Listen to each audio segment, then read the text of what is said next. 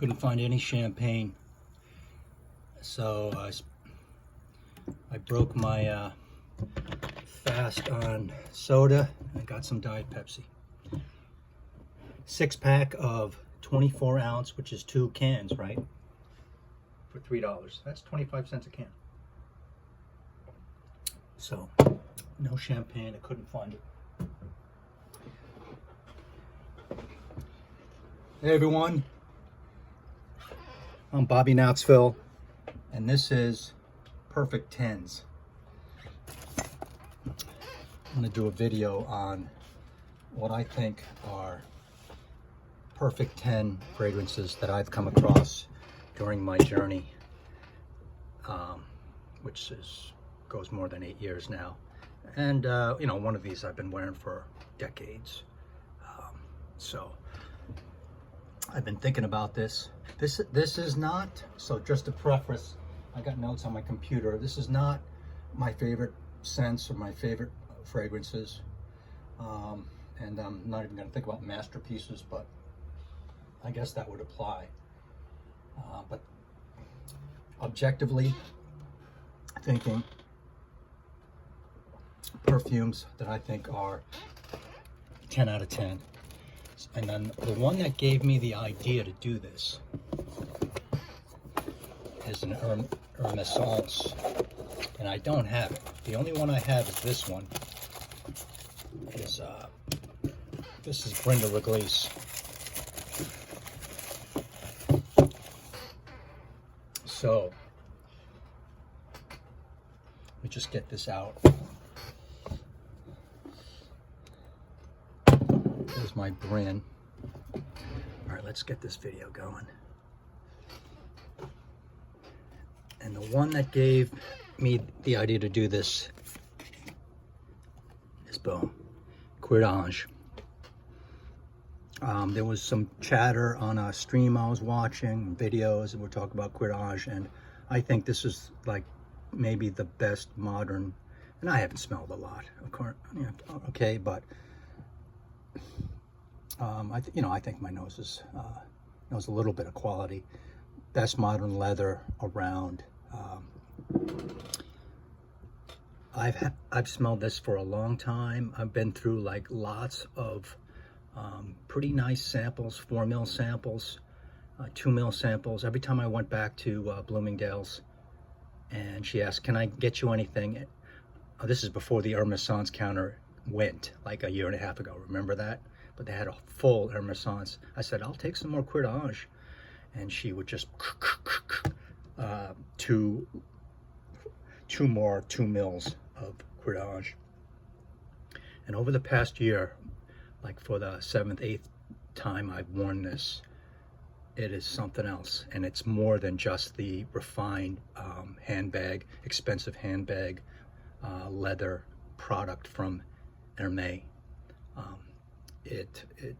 I mean, it really takes you on a nice, fragrant journey. Cuir does. You know, I've never had, I have this note here, Tom Ford Tuscan leather, a whole bottle of that. I've smelled it a lot, but I've never worn it a lot. If I can go back in time, I would have bought like 3 or 4 bottles of Tom Ford, even though I don't live in the climate. This would be up there. Okay, if I don't mention fragrances, and you know, they're 9s. Okay, they're 9s or 9.5s. So, but Cuir is definitely a 10, in my opinion. And take time to really wear it, and yeah, listen to what it has to say. So I don't have a bottle of that. Let's go with another leather. And this is another bottle I don't have. Where is it?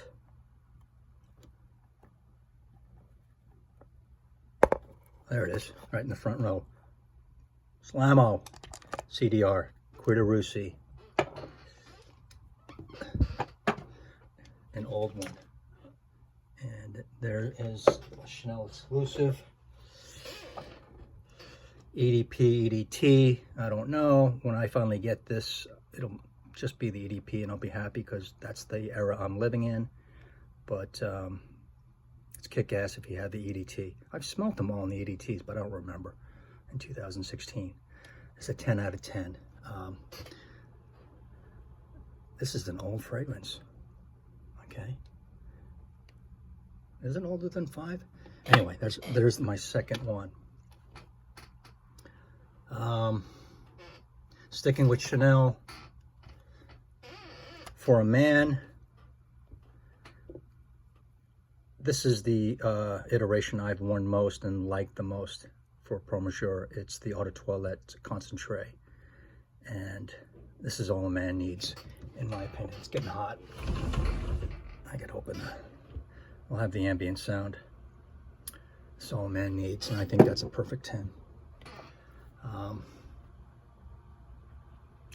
I am partial to that. I just love it, right? So there's a little subjectivity to that. I don't have a bottle of this either, but where are you? Portrait, I finished. Musk, I finished. Iris Poudre, I have a bottle. Here it is. Carnal Knowledge, tuberose coconut, and a lot more. It's not that I would wear these all the time. I wouldn't mind hooking up with a person that did love to wear this a lot. That would be nice. But I think Carnal Flower is a 10 out of 10. It's perfect. It's just perfect. Yeah, maybe one day I'll get a bottle. But those of you who do have a bottle of that masterpiece, yeah, you're lucky. Here's one, maybe some subjectivity comes with it, but I get leather in this. I get leather in this, and this is probably my favorite designer women's release from Chanel, and it's COCO, of course. This is perfect. Maybe I'm just pushing it over the edge to 10 from a 9 because of my love for it, my love for the house. But this will stand the test of time, and I like smelling this more than number 5. So 1, 2, 3, 4, 5.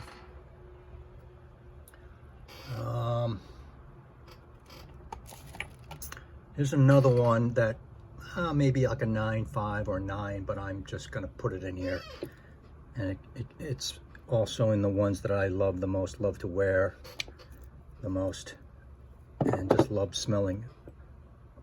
This might be like my top fragrance out of everything, and that's Dior Homme Intense 2011 formulation. I can't go a week without spraying this. This spray is, it's not aerosolized. This spray, I've said this time before, it sprays really wet, right? And the sprayer is just, it spurts out.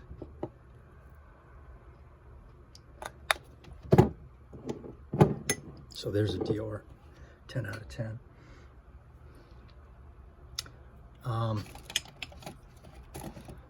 Let's go to some Guerlain. Let's go to some Guerlain. It might be nothing but. This one's a 10 out of 10.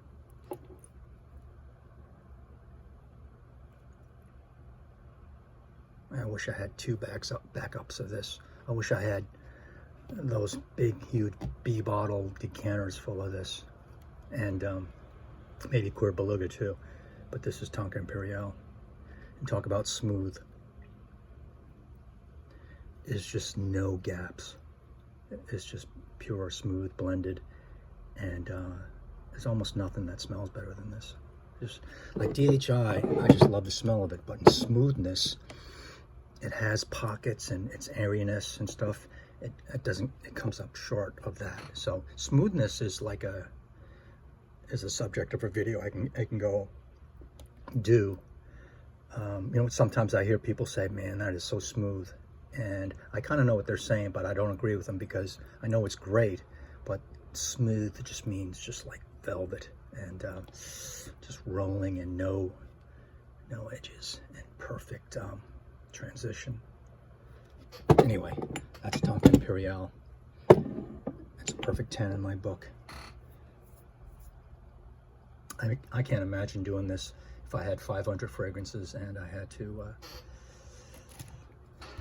Here's one that I pushed over into a 10 and no one's surprised because it's might be my favorite. It tops this probably, my modern age gentleman's fragrance, Violet. You're turning violet, violet. That's my probably the best line in Willy Wonka, but Chamade pour Homme, without a doubt. Gentleman's fragrance, and it just, everything, it checks off all the boxes. I don't dress well enough for that anyway. And the rest of them are from that same house.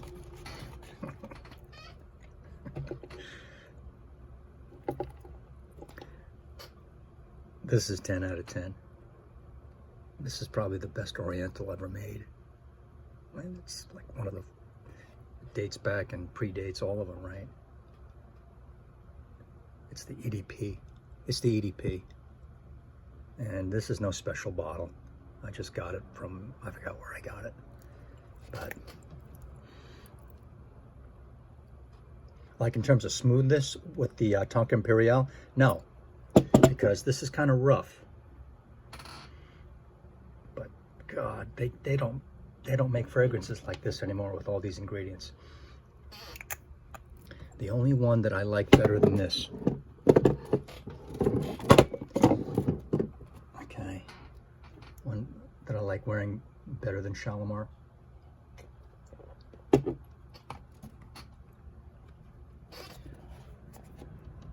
is this one. Oh, I got one more. Jeez. All right, we'll do this. This might be the best Oriental ever. Yeah, this is the best Oriental ever. Is Bleue. And I like wearing this one better than this one. I like wearing them both. And the dry down and the transitions of this are unbelievable. Unbelievable. This is a 10 out of 10. It's a perfect fragrance. And kind of getting a picture of what perfume house is the best in the world. I mean, for God's sakes. For God's sakes. And I almost forgot, I don't have a bottle of this. This is Derby. This could be in there, but I'm going with Chamade, okay, because it's more exciting. And I like maybe a little bit more modern. This is kind of, but Derby, and I'm glad that I have this. It's such a great hobby, and you meet some friends, and you get some stuff, and you trade. I think this Derby is from this line, the La Parisians with the wooden frame.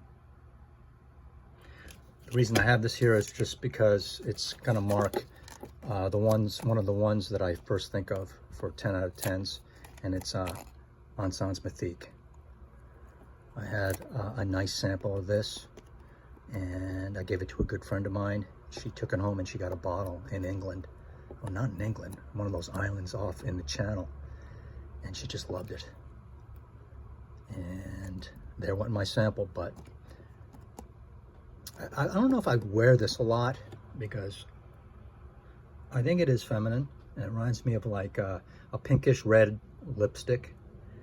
Not totally pink, but not dark red, towards the lighter pink side. And that's Encens, and that's why I have my Derby sample reminding me. This is, I don't know, I think it's one of the best Guerlains out of the whole shooting match, and I haven't smelled them all. So, I mean, of course, these are all my opinions.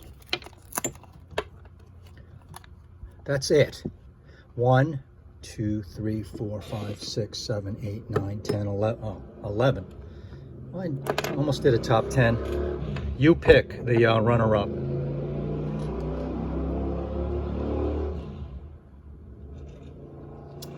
Wish I had some champagne. This would definitely be in the top 5. If you have Encens Mythique, you should give yourself a pat on the back. So these guys are my perfect 10s. And I don't know, maybe as the journey goes on, I'll have a bottle of each of them. So let me know what you think. Carnal flower. Holy moly. Yeah, that's just so well made. Ones that are kind of on the edge and iffy are maybe this one and this one. You know, they're 9s instead of, you know. But there's no denying that one. It's a perfect men's fragrance, and that's why Chanel doesn't come out with a lot of men's designer lines. That's all you need. So this one's from 1912. Is it? Is it from 1912 or 21? That's bonkers. It's bonkers. Oh, the Taj Mahal. So thanks for listening. I appreciate you all every time. I really do. I don't say it often enough. I thank you for having some interest in my journey, and that's why I do these. Who knows? It'll go out into the ether, and let me know what you think. These are the ones that I've come across, and there's lots out there too. So, right, and I have a small collection. Anyway, CDR. I gotta get that. It's a little feminine though. I was with a gal, and I said, "Can you wear this?" She said, you know, she was fine wearing all Chanel's, and I suggested, and she said, "Oh, she wore it. It was just bouncing off her back, her shoulders." So,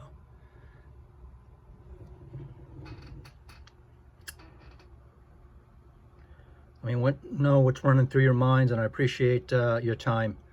And I'll come back at you with another viral top 10. See ya. Aloha. Bye-bye.